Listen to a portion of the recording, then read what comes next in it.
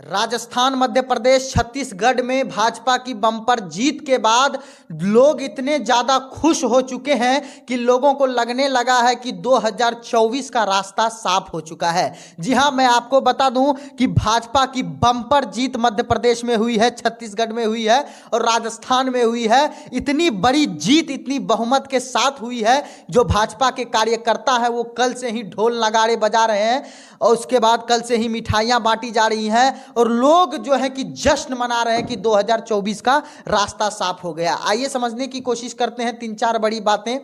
हिंदी भाषी क्षेत्र, जो हमारा हिंदी भाषी क्षेत्र है, वहां पे भाजपा की पकड़ मजबूत हो चुकी है। अगर आप 2014 में जाते हैं तो भाजपा के पास महज 5 राज्यों में सरकार थी और अब अगर आप मौजूदा समय पर आते हैं यानी कि 2023 में आते हैं तो भाजपा के साथ 17 मुख्यमंत्री, 17 राज्य में भाजपा की सरकार है। 2014 में 5 राज्य में भाजपा की सरकार थी और 2023 में 17 राज्यों में भाजपा की सरकार है। यह कहीं ना कहीं जो रास्ता साफ हुआ है हिंदी भाषी क्षेत्र में, हिंदी भाषी क्षेत्र यानी कि मध्य प्रदेश, छत्तीसगढ़, बिहार, यूपी, यहाँ पे जो भाजपा ने अपनी पकड़ बनाई है, लगता है कि कांग्रेस सिर्फ साउथ इंडिया की सरकार बनकर रह चुकी है। जी हाँ, दक्षिण भारत की सरकार सिर्फ कांग्रेस बनकर रह चुकी है। हालांकि जो है तेलंगाना में कांग्रेस ने अपनी सरकार बनाई, वहाँ पे बीआरएस को कांग्रेस ने हरा दिया, उसके बाद अपनी सरकार बनाई, वहाँ पे कांग्रेस की पकड़ मौजूद है। लेकिन जहाँ पे हिंदी भाषी इलाका आता है, जैसे में बिहार, यूपी, गुजरात, ये सब जो हिंदी भाषी क्षेत्र है, यहाँ पे भाजपा की पकड़ मजबूत हो चुकी है और जो जितने भी महागठबंधन के लोग हैं, इंडिया की सरकार है, चाहे वो जेडीयू हो, आरजेडी हो, टीएमसी हो, जो भी हो, वो सब मिलकर चुनाव लड़ती है, फिर भी भाजपा को नहीं हरा पाती है। इसलिए मोदी जी ने कहा था कि एक अकेला कितनों को भारी पड़ रहा है।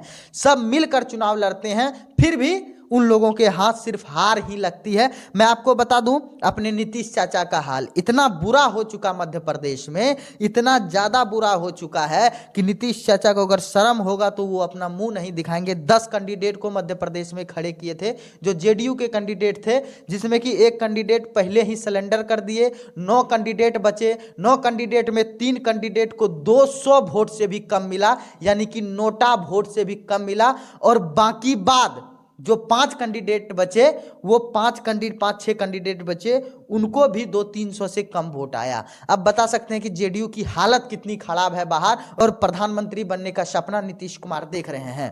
तो भाजपा की ये बम्पर जीत सीधा तरीके से हिंदी भाषी क्षेत्र में 2024 का रास्ता साफ कर चुकी है।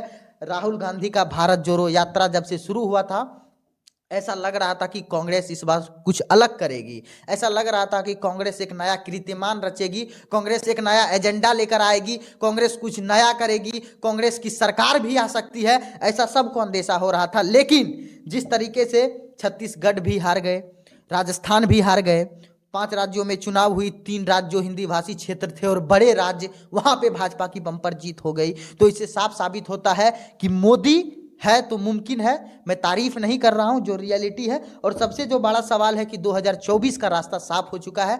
आपका क्या कहना है कि क्या 2024 में भाजपा को लाना चाहते हैं? तो कमेंट कर दीजिए।